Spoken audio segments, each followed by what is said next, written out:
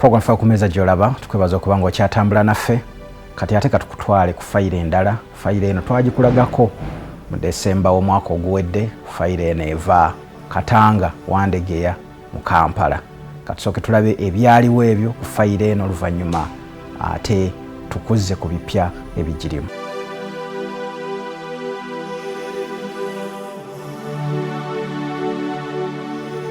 Cyrus Muwayira yali agezaako okuyamba abaana abatalina mwasirizi mu kitundu eky'e Katanga Wandegeya mu Kampala.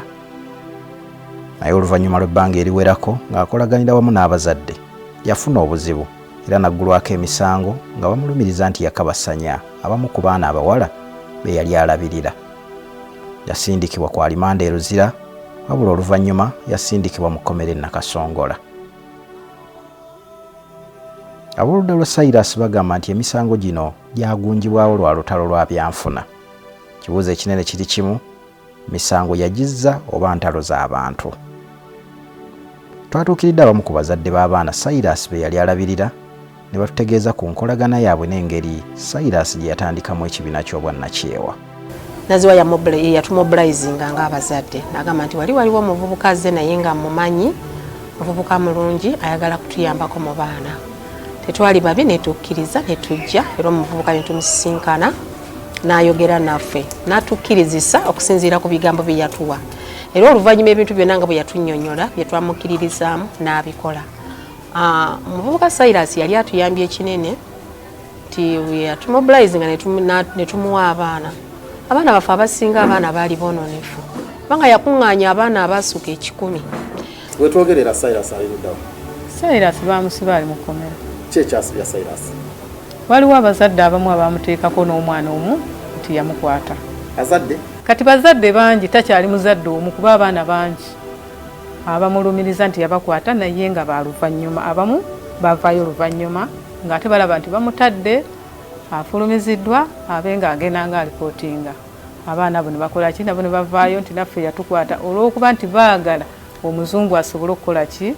Okubaweerera. Muzungu bw'atwala abaana waba wayiseewo emyezi 2 Cyrus akomawo atuyitanga abazadde atunnyonnyola atubuuza nagamba bannanga abazadde nti wange waliwo ensonga ezitandise obutampisa bulungi. Omuzungu antuuzizza ng'omu nga tuli naye nze naye babiri. Nagamba Cyrus badde nkusaba organization eno oginkwase gwofuuke mukozi wange nti kitansanyusiza siikiriza. Nagamba nkuwadde ennaku 3 okirowoozeeko.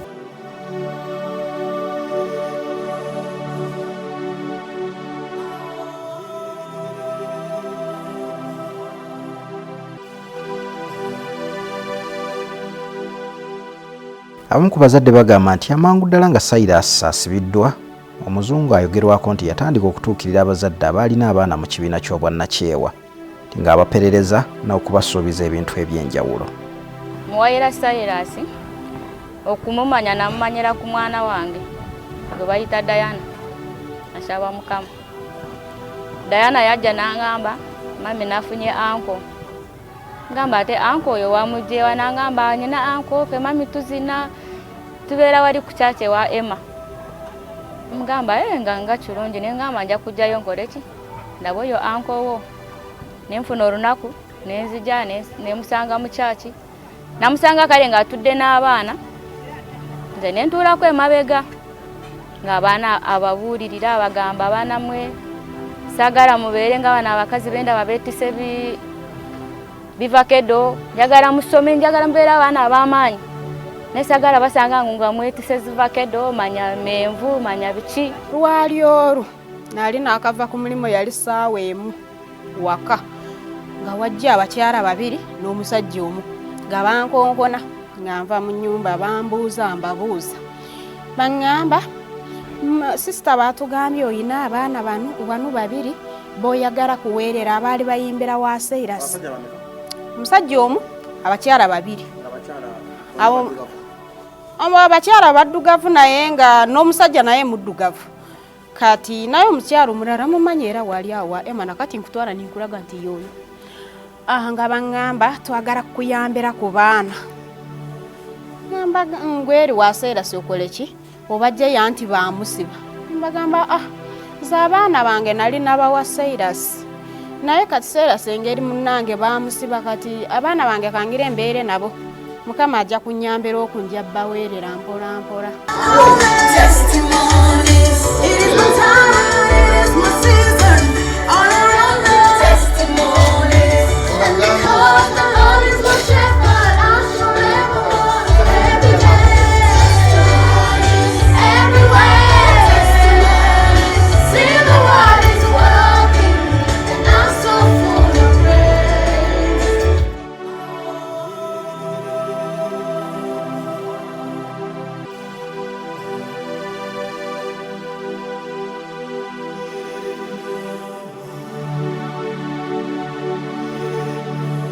Mufayirane ya Cyrus Muwayira gwe twakulaga ku nkomerero y'omwaka oguwedde abatuuze abamu baali bakiteeka ku Joanna omuzungu yakozesa ensimbi ne basingisa omusango Cyrus Muwayira.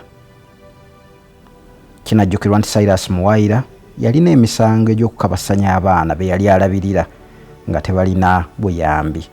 Oluvannyuma lw'ekiseera ng'omusango guli mu kkooti, omusango gwamukka mu vvi era oluvannyuma yaweebwa ekibonerezo kyakumala emyaka 12 mu kkomera. Ekibuuzo ekisinga obukulu kiri nti ensonga ezaasibisa Cyrus Muwayira mwalimu mpalana oba kituufu ddala yeenyigira mu kukabasanya abaana abawala be yali alabirira mu kibiina ky'obwannakyewa ekyo.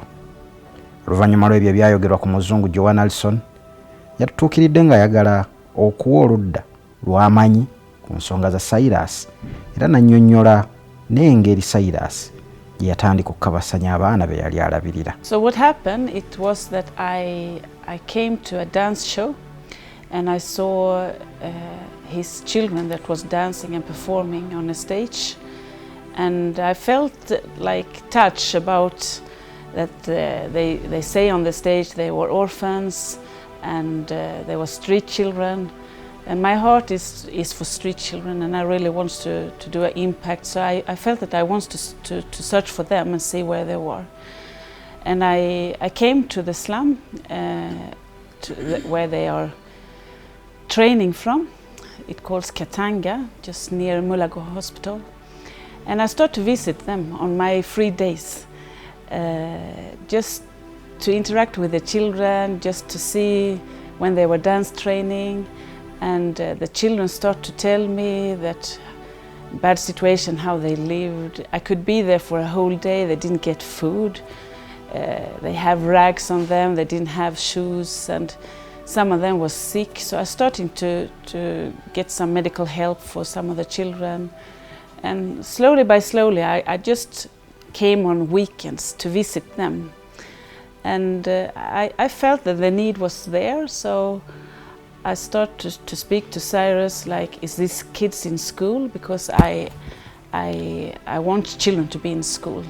And that is one of the main thing I really, like the cornerstone for a child should be that they have right to have education. So he told me that not all of them were schooling, and I say that maybe I can try to get some sponsors for them so we can at least get them in school. And I start to buy food for them, I start to buy clothes for them, so it just came step by step. And I asked a lot of questions, both to the children and Cyrus. Where did you get these children from? And do you have a file on them? And his organization, was it registered? And all these things. So he told me briefly about their background. I felt that he didn't like that I have questions about them so much. Even the children told me that they were orphans, all of them. And I started to help them more and more, and I stopped volunteering in Watoto Church. It was over, and I started to help this group for full time. And I helped them even to rent a place, because it was really bad. The children even showed me that they were sleeping on the toilets and really bad places. And I believed in all this because I know it is there. I have seen much suffering. It is much suffering here in Uganda. Mkaseera katono nnyo ng'omuzungu Joanna yeewaddeyo okukolaganira awamu ne Cyrus ng'ekigendererwa kya kukyusa bulamu bw'abaana abo batalina mwasirizi.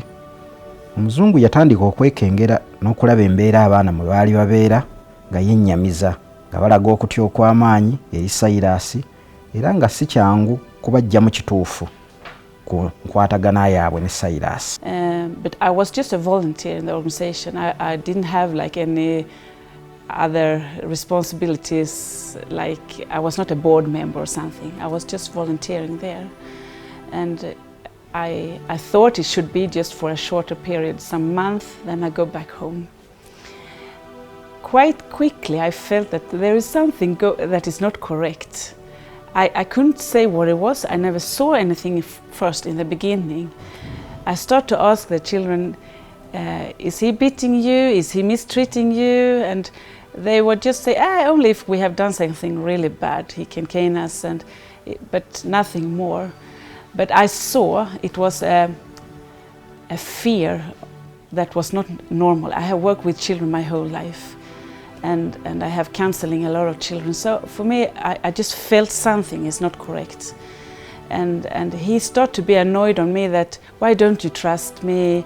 Why are you having so many questions and things like that? But I felt strongly for the children, so I just continue. I found sponsor to all of them. I started to pay school fees, and things starting to continue with them. But that feeling inside me that there is something, but I couldn't say what it was. And I came back actually earlier. What I went to town to buy food for them. And then I came back quicker, and I saw that he was beating one child seriously. And I was so shocked to actually see what he was doing. So, and he did it in front of all the children. All of them was up like in a circle. And I really asked him, what are you doing? Like I thought that you were a Christian. I thought that you're counseling these children and helping them. Why are you beating this boy? Program FAYIRO ku meeza gy'olaba katumulemu katono tudde twongera okugoberera fayiro eyo y'e Katanga Wandegeya mu Kampala.